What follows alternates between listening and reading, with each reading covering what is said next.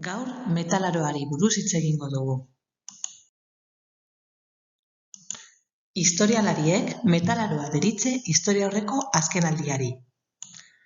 Landutako metalaren arabera 3 alditan banatzen da: kobre aroa, brontze aroa eta burdin aroa. Landutako lehen metala kobrea izan zen. Hala ere, material bigunegia denez, ez zen oso erabilgarria izan lanabesak egiteko. Apaingarriak egin zituzten. Mende batzuk beranduago, kobrea estainarekin nahasten hasi ziren. Emaitza brontze izan zen. Gogorrago zen eta lanabes armas egiteko erabili zuten. Pizkanaka metalak harriaren lekua hartu zuen. Eta Kristo aurretik 1500 urte inguruan burdina lantzen hasi ziren.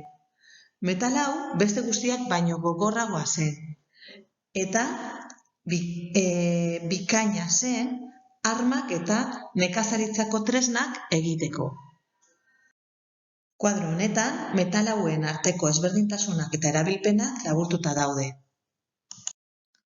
Metala lantzeak metalgintza edo metalurgia sortu zuen. Metalgintza metala lantzea arduratzen den teknika da. Lehen lanabesak metala, hau da, kobrea, lantzean kolpekatuz landu ziren. Benetako metalurgia beranduago sortu zen, forjaketa egiten ikasi zutenean. Hau da, beroa erabiliz metala lantzea.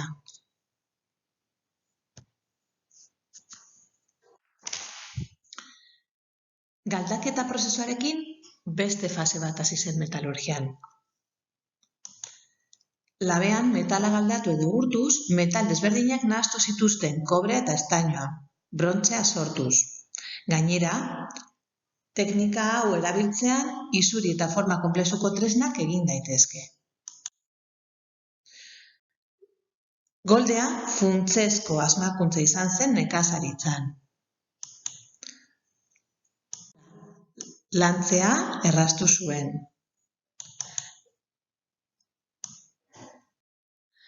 Gaur egun arte iraun duen tresna da. Gaur egun oraindik erabiltzen dira moldeak lurra lantzeko. Nabigazio teknika berriak agertu ziren, haize-oihala adibidez. Ontziak handiagoak izan ziren, merkantziak eta pertsonak garraiotzeko.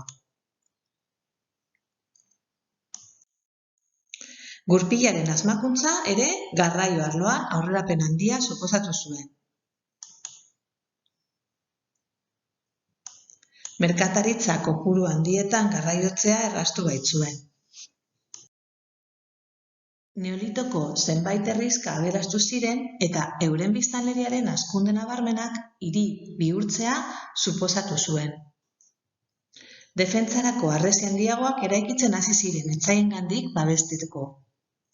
Herri hauetako agintariak beste biztanleak baino boteretsuagoak izango dira.